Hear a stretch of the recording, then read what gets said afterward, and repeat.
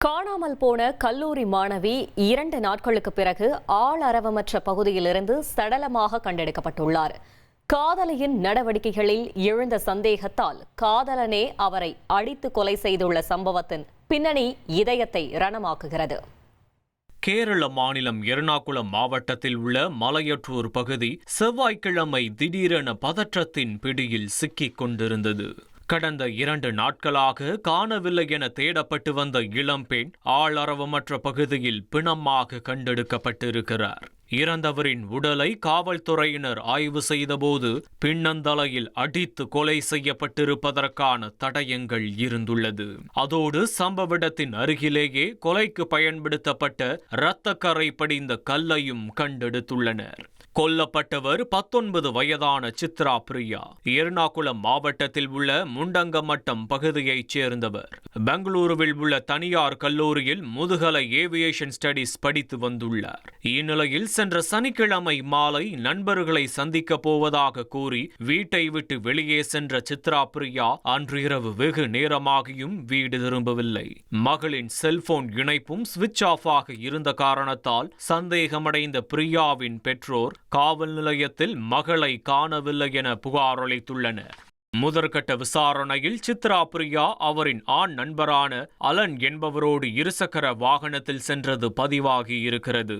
உடனடியாக சந்தேகத்திற்குரிய வாலிபரை விசாரணை வளையத்திற்குள் கொண்டு வந்துள்ளனர். அவர் தொடர்ந்து முன்னுக்கு பின் முரணான தகவல்களை தெரிவித்து வந்த நிலையில் சித்ரா பிரியாவின் உடல் பயன்பாட்டில் இல்லாத ஒரு தோட்டத்திலிருந்து கண்டெடுக்கப்பட்டது அனைவரையும் அதிர்ச்சியடைய வைத்திருக்கிறது. இதன் தொடர்ச்சியாக அலனிடம் மேற்கொள்ளப்பட்ட கிடுக்குப்பிடி விசாரணையில் பல திடுக்கிடும் உண்மைகள் வெளிச்சத்திற்கு வந்துள்ளது. கடந்த சில வருடங்களாகவே சித்ரா பிரியாவும் அலனும் உயிருக்கு உயிராக காதலித்து வந்துள்ளனர். இந்நிலையில் பட்டப்படிப்பிற்காக சித்ரா பிரியா பெங்களூரு சென்ற பிறகு அவருடைய நடவடிக்கைகளில் மாற்றம் தெரிந்திருக்கிறது.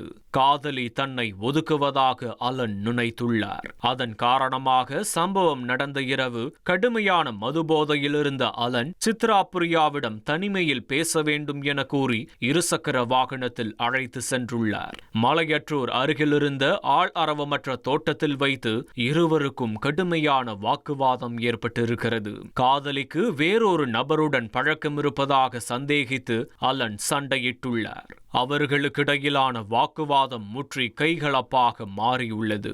ஒரு கட்டத்தில் போதையில் நிதானத்தை இழந்த அலன் அருகிலிருந்த கல்லை எடுத்து சித்ரா பிரியாவின் தலையில் பலமாக தாக்கியுள்ளார். அந்த நொடியே பேச்சு மூச்சின்றி சரிந்து விழுந்த சித்ரா பிரியா சம்பவ இடத்திலேயே பரிதாபமாக இறந்து போயிருப்பது விசாரணையில் தெரிய வந்துள்ளது.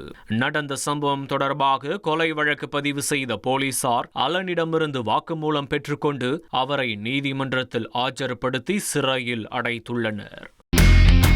இனி செல்லும் இடமெல்லாம் செய்தி. தந்தை டிவியின் வாட்ஸ்அப் சேனலை ஃபாலோ பண்ணினா செல்ல இருக்கும் இடமெல்லாம் செய்தி.